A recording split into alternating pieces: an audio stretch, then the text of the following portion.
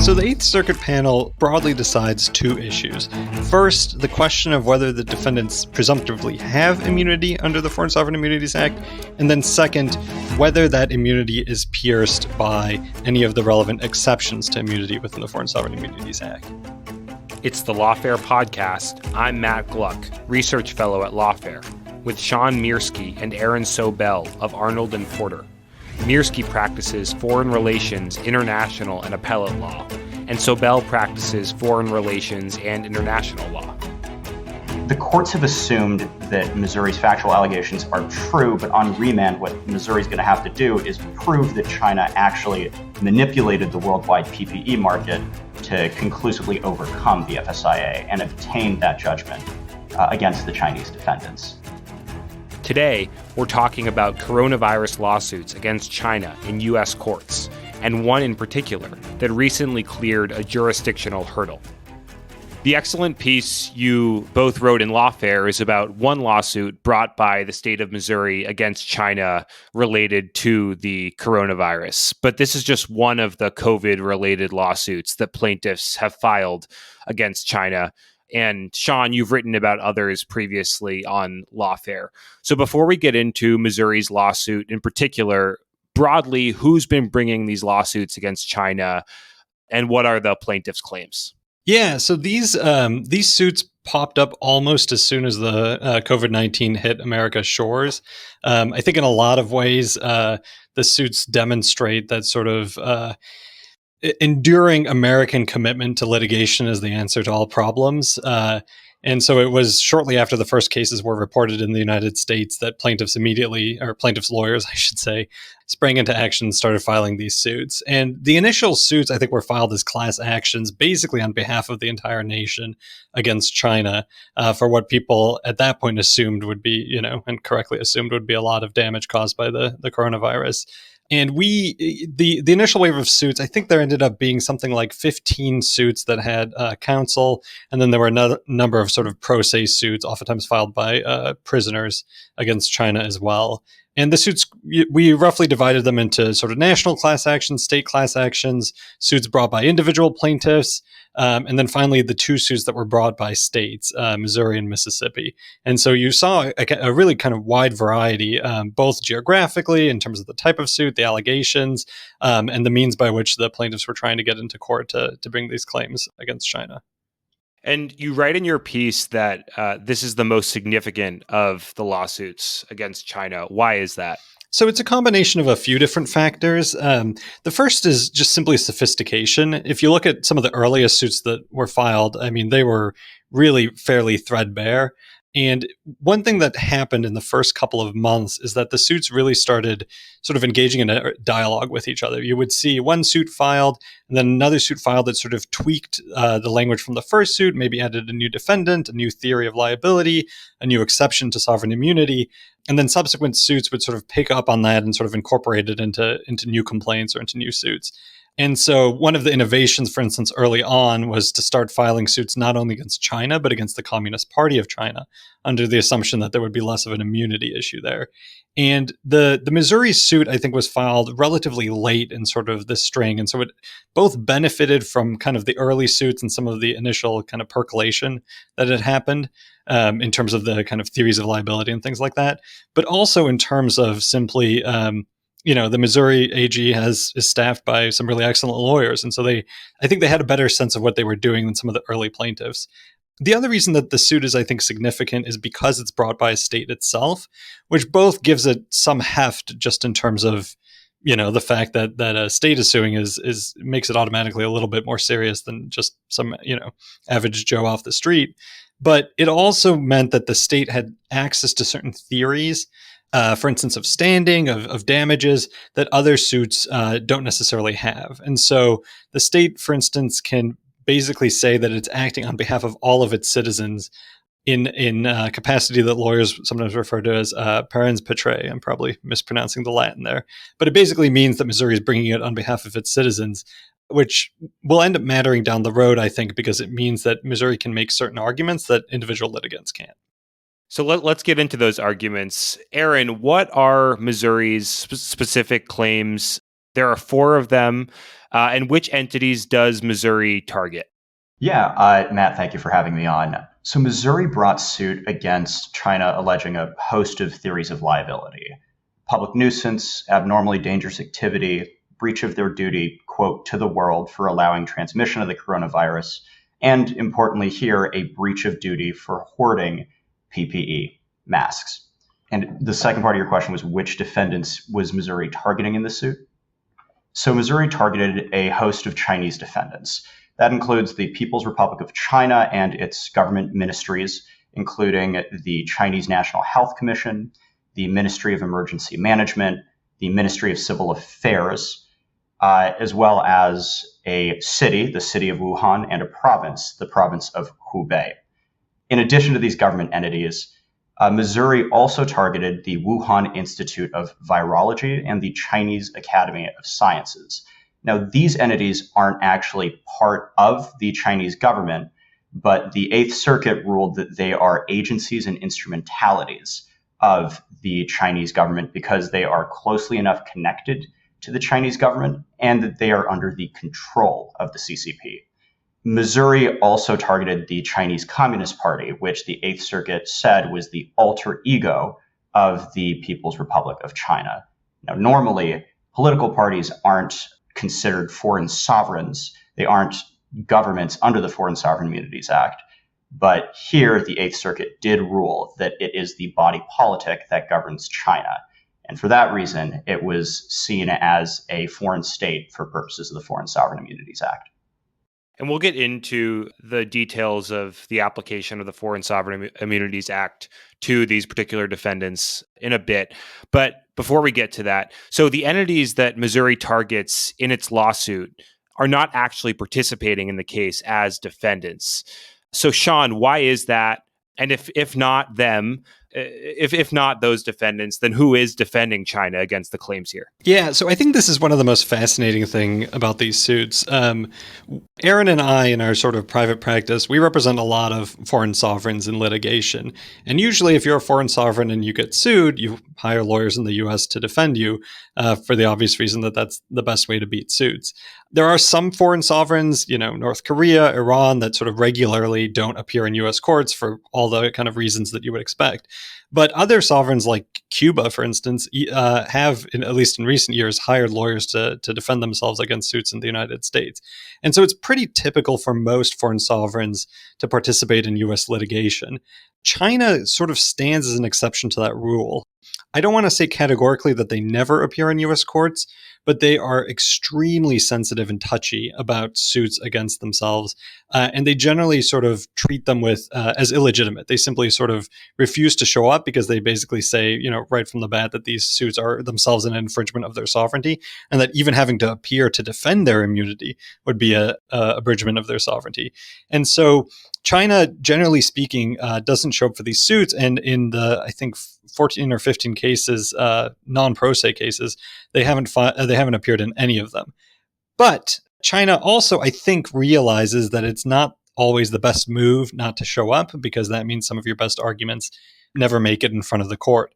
And so what you've seen in the past is that oftentimes there are amici that sort of come in and they're nominally independent, but they seem to come in fairly regularly in suits against China and basically make arguments on China's behalf. And so these will be societies of private lawyers in China, or there'll be, some kind of lawyer affiliated organization in China that basically wants to come in and say, listen, court, you have an independent obligation to determine whether China has immunity. And for all of these reasons that we're going to explain in painstaking detail, the answer is yes. And so China doesn't actually show up, but a lot of its arguments nevertheless still get in front of the courts. So the immediate reaction of some commentators and perhaps certain lawfare listeners, especially familiar with the Foreign Sovereign Immunities Act, is that this law would preclude this form of litigation against another state and defendants associated with the state. So, Sean, what is the Foreign Sovereign Immunities Act, and why did some commentators think it would prevent all or almost all COVID-related claims against China from moving forward? Yeah, so the Foreign Sovereign Immunities Act is this sort of landmark law that was passed by Congress in the 70s that basically makes every single foreign state and all of its political subdivisions, its agencies and instrumentalities presumptively immune from both the subject matter jurisdiction and the personal jurisdiction of U.S. courts. What that means in effect is you are not allowed to sue foreign states in U.S. courts. Now, the Act sets out several statutory exceptions to that immunity. And so most of the ballgame in suits that are filed against foreign sovereigns in the United States is basically trying to fit yourself into one of these exceptions and therefore sort of pierce the immunity of the foreign state. The problem that I think a lot of commentators saw with these suits when they were initially filed is that they really didn't seem to fit well within any of the exceptions to immunity. And so most of the cases, and even frankly, most of Missouri's case, sort of revolved around China being culpable for the spread of COVID-19 because either it had sort of biologically engineered COVID-19 in a lab and negligently let it run loose, or at minimum that it had sort of missed an opportunity to prevent its spread by failing to alert the public in time, failing to release information, things like that. And the problem with bringing suit on that sort of claim is that first, it's sort of a quintessential sovereign exercise of sovereign authority, and it's incredibly sort of intertwined with a lot of discretionary choices. And generally speaking, U.S. courts aren't there to sit in judgment on the sort of sovereign discretionary choices that foreign states make, particularly when all those choices sort of happened in China, even if they ultimately had an impact on the rest of the world. And so I think there was a sense that it was just going to be very difficult for these suits to clear the hurdle of the Foreign Sovereign Immunities Act, given the barriers that it sets up. And plaintiffs' theories as to why they should clear these hurdles ranged from, I don't want to say, let's call it implausible, to sort of just outright crazy. A number of them really suggested, for instance, that there's an exception to immunity for terrorism and that China's behavior sort of fit within that. And I think whatever you may think of, sort of the Chinese government's culpability for COVID-19, it would be very difficult to sort of show that it was an intentional terrorist attack on the United States, at least based on the information we have now, and certainly based on the information that was there when the suits were filed. And so in general, these suits, I think, were treated with a lot of skepticism when they were initially filed. So Missouri files its lawsuit. Aaron, what does the district court do then? I think to the surprise of very few commentators, the district court ruled that the Foreign Sovereign Immunity Act barred all of Missouri's claims, including that claim about hoarding PPE, which we'll get to later. So Missouri then appeals the decision to the Eighth Circuit, which makes its decision in January of this year. So Sean, we'll get into the particulars of the decision in a moment, but broadly, what does the Eighth Circuit decide? So the Eighth Circuit panel broadly decides two issues. First, the question of whether the defendants presumptively have immunity under the Foreign Sovereign Immunities Act. And then second, whether that immunity is pierced by any of the relevant exceptions to immunity within the Foreign Sovereign Immunities Act. So on the first question, the court goes through all 9 defendants, and it essentially holds that all 9 of them, including the Chinese Communist Party, as well as the Wuhan Institute and the Chinese Academy, do in fact presumptively have immunity under the Foreign Sovereign Immunities Act because they are all in some way or another part of the Chinese state. On the second question as to whether that immunity is pierced, in broad strokes, the Eighth Circuit analyzed 2 of the exceptions under the Act to immunity, one for so-called non-commercial torts and one for commercial activities. And we'll get into sort of the details of what that means in just a sec, I'm sure. But in broad strokes, the Eighth Circuit held that the first exception just didn't apply to any of the claims that Missouri had brought. And on the second exception, the court held that the exception didn't apply to most of the claims Missouri had brought, but that one of Missouri's claims, the claim for hoarding PPE that Aaron mentioned earlier, did in fact survive and was in fact a commercial activity that was not protected by the Foreign Sovereign Immunities Act. So I want to discuss the exceptions in detail, but just before we do that, so on the issue of the application of the Foreign Sovereign Immunities Act to the defendants, Is the idea is essentially that these entities are sufficiently connected to the Chinese government to be covered by foreign sovereign immunity. Is that right? Exactly. So, for instance, one of the defendants in the lawsuit is the People's Republic of China. Everyone agrees that's a foreign state entitled to foreign sovereign immunity. And then, as Aaron mentioned, you have a bunch of ministries of China, municipalities. Those are all either part of the Chinese state and just foreign states, essentially in and of themselves, or they're so-called political subdivisions like the municipalities, and so they get all the kind of usual protections. As Aaron mentioned, one of the more the trickier issues was essentially first whether the Chinese Communist Party fell into that bucket, and then second, how to deal with these two entities that were nominally legally independent entities, for instance, like the Wuhan Institute of Virology, and whether they counted essentially as an arm of the Chinese state, as an agency and instrumentality. And the court essentially held that they did. So, Aaron, what was the court's reasoning in wrapping those entities that were closer calls under the Foreign Sovereign Immunities Act? Yeah, so just to put a slightly finer point, on the Chinese Communist Party, like Sean mentioned, government entities are entitled to sovereign immunity, like the government of the United Kingdom, for example, is entitled to sovereign immunity. But that doesn't necessarily mean that the Tories are entitled to sovereign immunity under the FSIA. Here, though, the Eighth Circuit did hold that the Chinese Communist Party qualified for immunity under the Foreign Sovereign Immunities Act because the CCP is, quote, the alter ego of the People's Republic of China.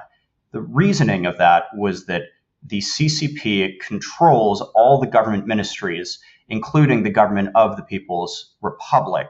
And because of that, it qualified as a foreign state under the Foreign Sovereign Immunities Act. So the Wuhan Institute of Virology and the Chinese Academy of Sciences, like Sean mentioned, are separate legal persons from the Chinese government.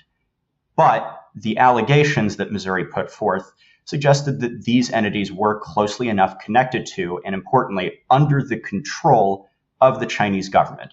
That meant that they qualified as agencies and instrumentalities under the Foreign Sovereign Immunities Act. And I think more broadly, what distinguishes agencies and instrumentalities under the FSIA from political subdivisions is that they are separate legal persons. So that's why the Wuhan Institute and the Chinese Academy were agencies and instrumentalities rather than political subdivisions.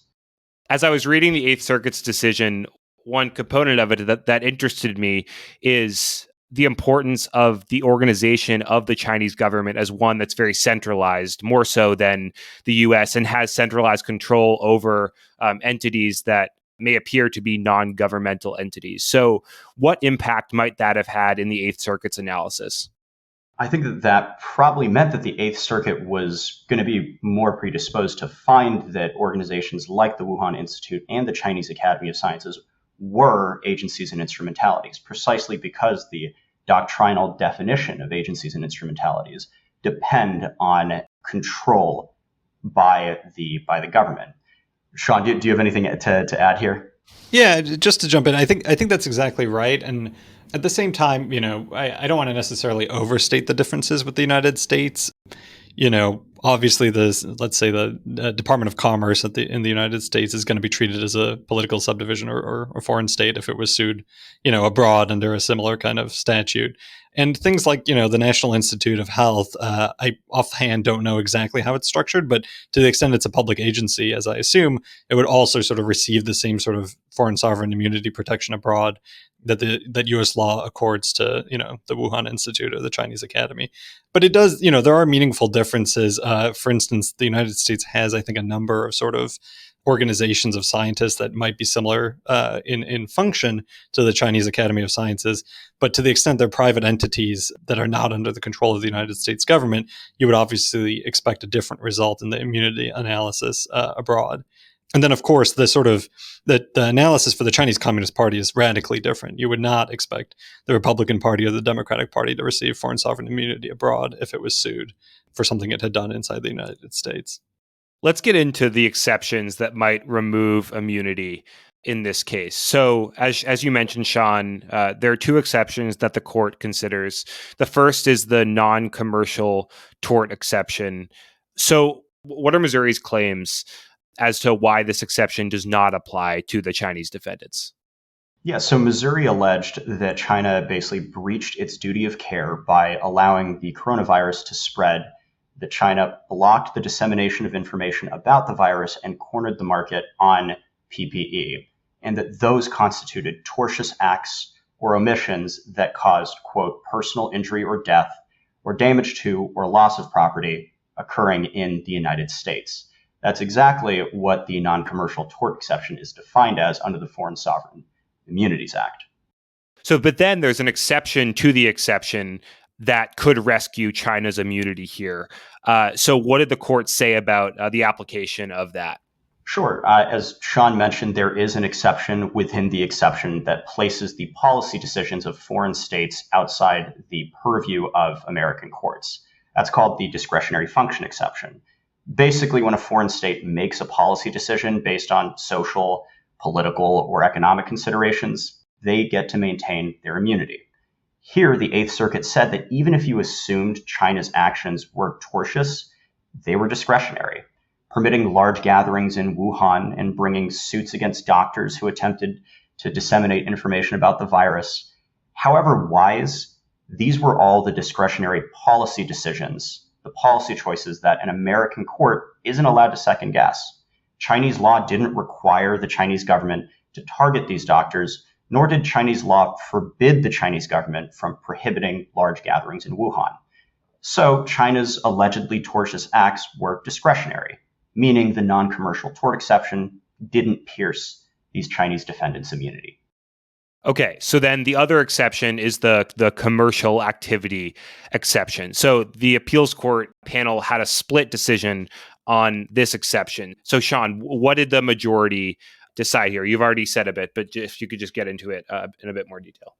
Absolutely. So I think it might be helpful to just give listeners the actual text of the exception. So it basically says that a foreign state shall not be immune from the jurisdiction of the courts of the United States in any case in which the action is based upon an act outside the territory of the United States in connection with the commercial activity of the foreign state elsewhere, and that act causes a direct effect in the United States.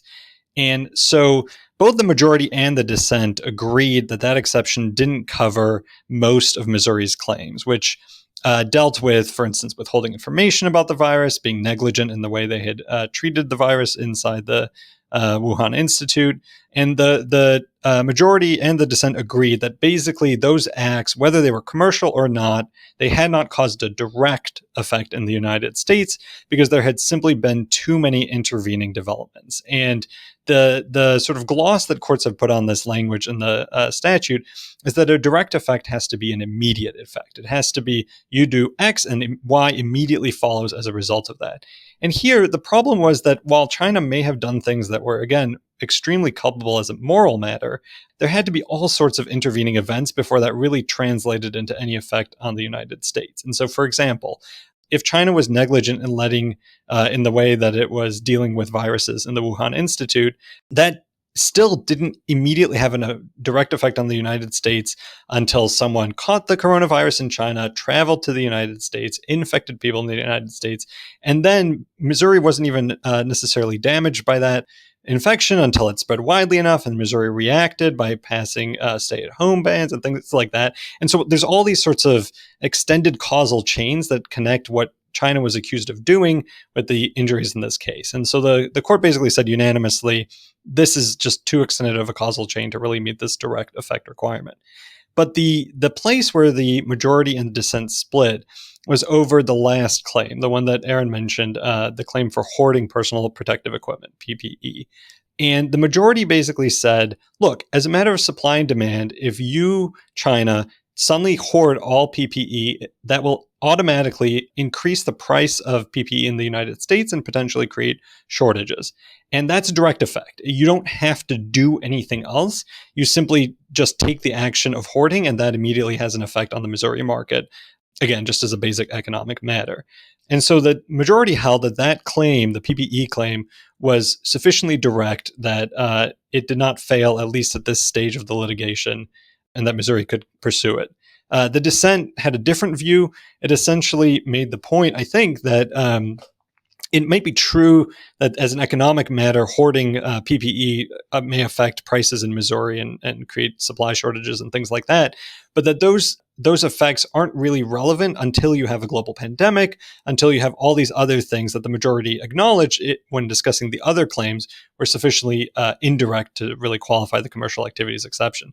And so most of the fight, I think, between the majority and dissent was the sort of level of abstraction you're framing the claim at and the way in which you kind of frame it to understand whether it had a direct effect or not.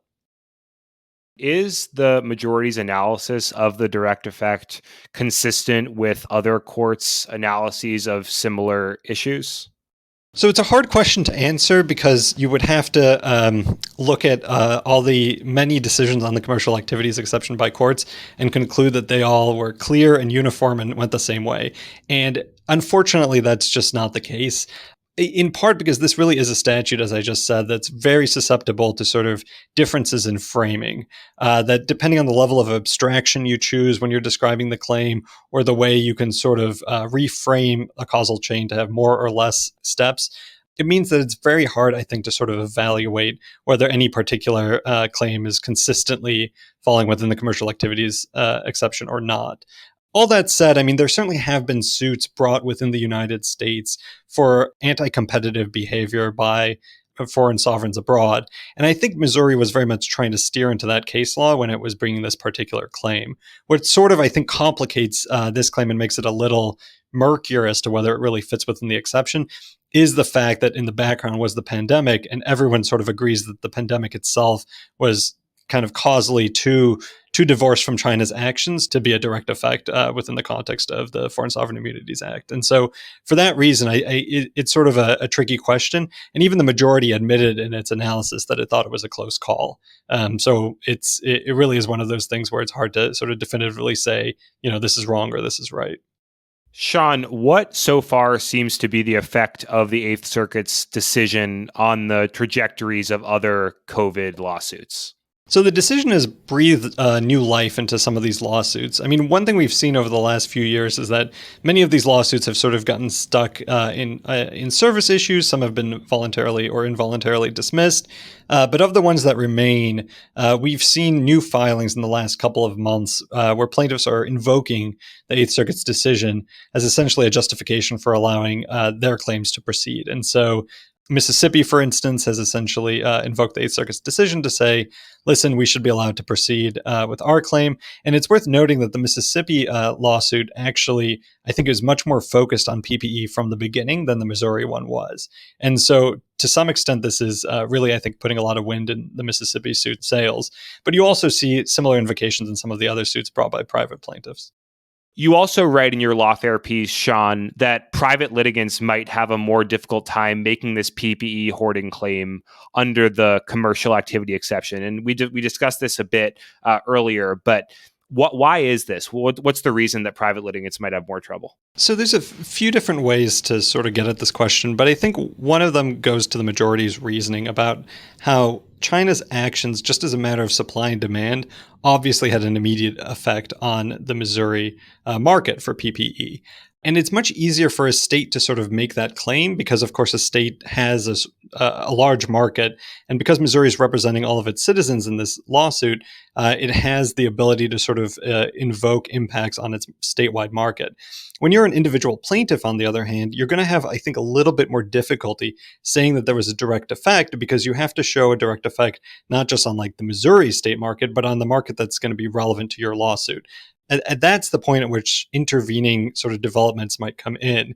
It might be the case, for instance, that your local shop that was providing PPE had a surplus at the beginning, and so it really wasn't affected by China's behavior. Or conversely, it had a shortage of PPE long before China got involved. And so it's much more difficult to draw the causal link between what China is doing and the particular effect in the United States and the particular injury on you when you're not a state that can really just point at the statewide market in the way that both Missouri and Mississippi can. One of the potential implications of the Eighth Circuit's decision that you say might make other courts skeptical of taking it up is this slippery slope logic that the decision could have. So, Aaron, what is the argument that perhaps those representing China might make about a slippery slope flowing from the commercial activity exception? Yeah, I mean, if one could argue that if this conduct that China engaged in qualifies as a direct effect, or as having a direct effect rather, that any domestic, market-based behavior that China engages in would suddenly have a direct effect. So, for example, if the Chinese Communist Party decided to nationalize its garment industry, for example, and began pumping out more clothes in the global market, and that drove global market prices down for garments, that would be enough to constitute a direct effect. And suddenly, the behavior of foreign governments that affect global markets become cognizable under the Foreign Sovereign Immunities Act. And that subjects countries to litigation that perhaps is unintended. And in fact, we actually, you could see claims coming from something very similar to that based on some of the allegations against the Chinese, the economic allegations against the Chinese government in terms of pumping certain items into US markets. Okay, so we're still at the jurisdictional stage here. Missouri still has to prove its factual allegations on remand to the district court. Aaron, do you have a sense of how likely Missouri is to be successful in proving its factual allegations? Well, I mean, Missouri still faces pretty significant challenges even after the favorable Eighth Circuit decision. The courts have assumed that Missouri's factual allegations are true, but on remand, what Missouri's going to have to do is prove that China actually manipulated the worldwide PPE market to conclusively overcome the FSIA and obtain that judgment against the Chinese defendants.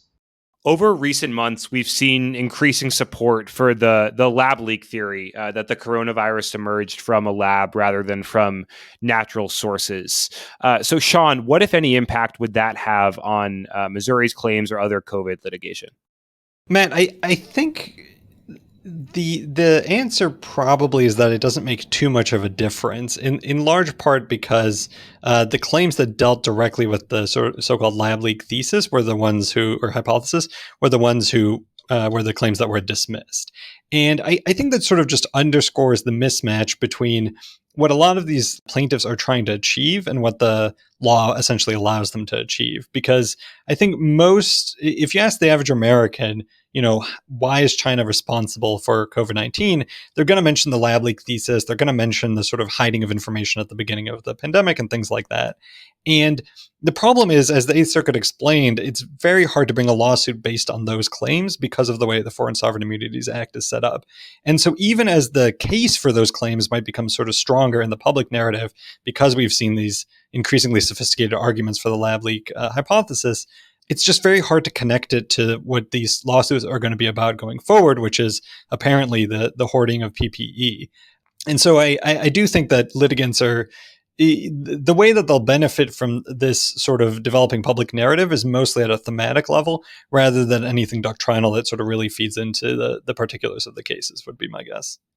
Sean, what are some of the other non-jurisdictional claims that those representing China can make? It's a good question, but one of the things to point out at the start is that by not showing up in these suits, China may have essentially waived or forfeited its ability to bring these claims, because the Foreign Sovereign Immunities Act ties a foreign sovereign's immunity to the question of a court's subject matter jurisdiction, which is lawyer speak essentially for the court's ability and power to hear the lawsuit. And because immunity goes to a court's power to hear the lawsuit, courts are sort of independently obligated under the law to determine whether they actually have the power to hear the suit, even if a party doesn't show up to the lawsuit. And so China can get away without showing up to a lawsuit by essentially counting on the fact that courts are going to independently come to the same conclusion that it wants, that namely it has immunity. A lot of the other defenses that China could be mounting right now are unfortunately defenses that aren't jurisdictional, or unfortunately for China, aren't jurisdictional, because they require a party to actually make the argument affirmatively. And so China not being there means that many of these arguments can't be made, and they can't be made necessarily by amici or anyone sort of weighing in on China's behalf. And so, just to give a few examples of these kinds of arguments, there's a doctrine called forum non conveniens, which essentially says that courts should not hear lawsuits that are better heard elsewhere. And so in this particular case, you could argue, well, all these claims about hoarding PPE and all that, they sound a lot like claims that should be heard in China, given that everything relevant to them happened in China.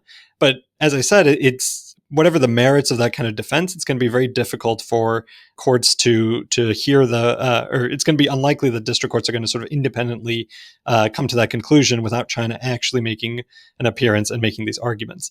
And there's similar arguments in this vein. There's something called the active state doctrine, which basically says U.S. courts don't question the acts of a foreign state within its own borders. Arguably, that would apply in cases like this one. There are issues as to whether the causes of action that plaintiffs are invoking in these cases apply to behavior that occurred abroad. Again, some of these might be defenses that courts will sort of independently bring up on their own, but others, I think China's really sort of missing an opportunity to make them by not appearing. Okay, let's assume that Missouri is successful. It wins its case against these Chinese defendants.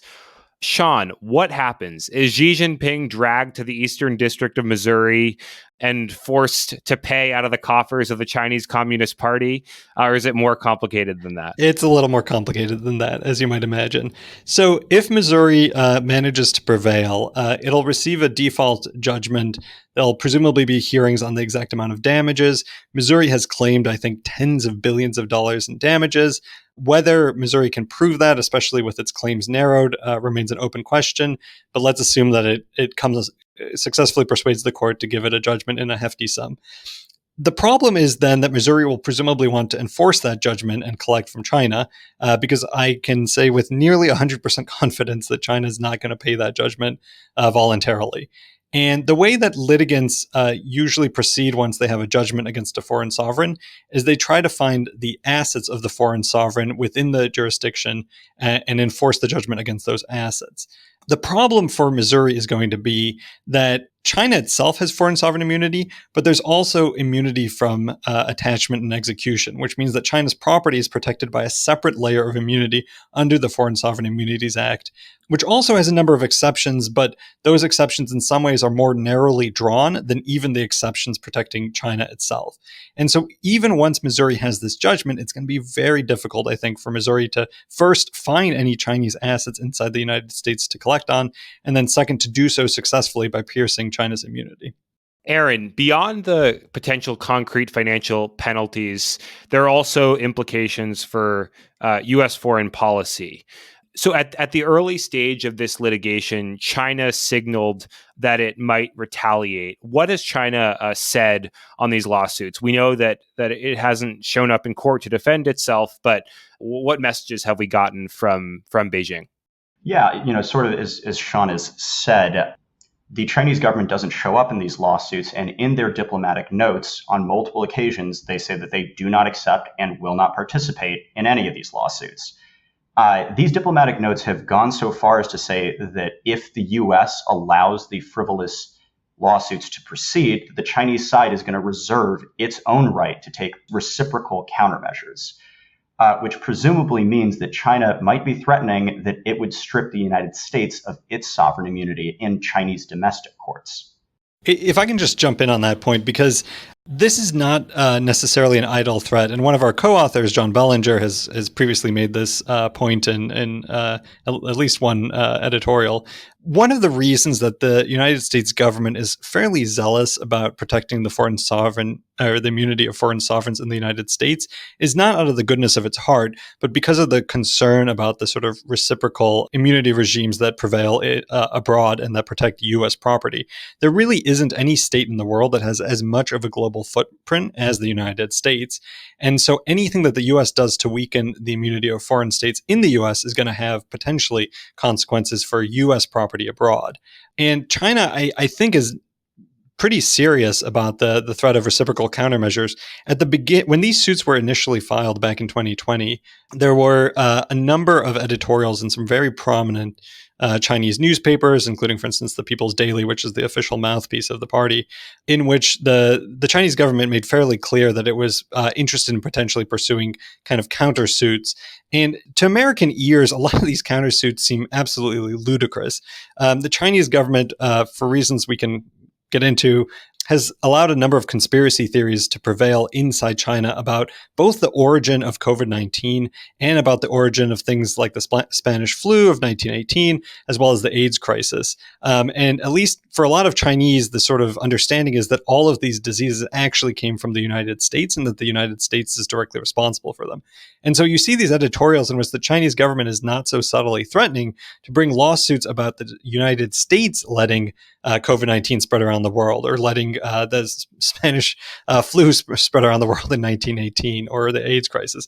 And, again, to Americans, it sounds funny almost, because we know that that's just simply not the truth. But given the way in which the Chinese courts are politicized, this isn't necessarily an idle threat on behalf of the Chinese Communist Party. What's the current status of U.S. immunity in Chinese courts? I'm not actually sure I know the answer, in the sense that I'm not sure how often the United States gets sued in China. But my guess is that I would guess it's largely held hostage to whatever treatment U.S. courts are giving Chinese defendants in the U.S. And for whatever it's worth, the majority, a lot of these cases have already been dismissed by U.S. courts, which have concluded that the immunity does attach. There have been other cases against China in the past that U.S. courts have dismissed. And I think there's a sort of unevenness in the way that the two countries approach this, because in the U.S., of course, the judiciary is independent. And so it's sort of independently coming to these conclusions. And the U.S. executive branch has very little power to control what the courts are saying about Chinese immunity. The same is obviously not true vis-a-vis the Chinese government and its own courts. Maybe just one thing to add. It looks like that as of January 1st of this year, the People's Republic actually passed a new foreign sovereign immunity law adopting what's called restrictive immunity, which means that Chinese courts now permit foreign sovereigns to be sued for their own commercial activity as well. So that just underscores the point that China may very well be willing to engage in reciprocal countermeasures and even permit a commercial activity-based claim against the United States, just as the United States Eighth Circuit has permitted a claim against China for its commercial activity. Some have made the argument that U.S. commercial activity is sufficiently different from Chinese commercial activity so that the U.S. shouldn't be concerned about these retaliatory lawsuits. What do you make of that argument, Sean? So it's certainly true that the Chinese state is much more involved in the Chinese economy, and in particular in its corporations and the work they do and the business they conduct abroad, than the United States government is with respect to its corporations and the business they do abroad. And so I think at a surface level, it's certainly true that there's probably fewer targets of opportunity in terms of bringing kind of exactly parallel suits against the United States for things that the U.S. government is doing in China through state-owned enterprises or arms of the U.S. government. But I guess 2 points are worth making. First, I think that generalized point about the involvement of the Chinese state in the Chinese economy overstates the difference, because it's certainly true that the U.S. government isn't as involved, but it's also true that parts of the U.S. government are in fact quite involved with things that happen abroad. And so one of the things, for instance, you've seen with the lab leak thesis is that the U.S. government in part was funding some of this gain-of-function research that may have contributed. And so you can start to see how someone might develop a story about things the United States did in the United States that nevertheless had an impact in China, whether with regard to COVID-19 or anything else. So first off, just even on the sort of level of like, could they bring exactly parallel lawsuits? I think there's probably evidence to suggest that they could. But the broader point is that there's no reason that the Chinese government necessarily has to respond in an exact tit-for-tat manner. For one thing, the Chinese government can just certainly expand the scope of what it considers to be, United States-backed activity or or frankly, even just sort of dispense with that entirely and just go after U.S. corporations that have no connection to the U.S. government at all. And if I can bring in an example from China's neighbor to the north, as listeners of this podcast might know, Congress recently passed a law that allowed the United States executive branch to seize the frozen sovereign assets of the Russian government. And Russia responded to this by essentially granting Putin the authority to seize the assets of private U.S. citizens in China. And so the sort of reciprocal countermeasures don't necessarily have to be exactly alike. They can simply escalate the situation. All of this, by the way, is not to say that this is a reason for these lawsuits not to proceed or anything like that. It's simply that there are sort of more serious kind of policy questions in play than I think some observers have acknowledged.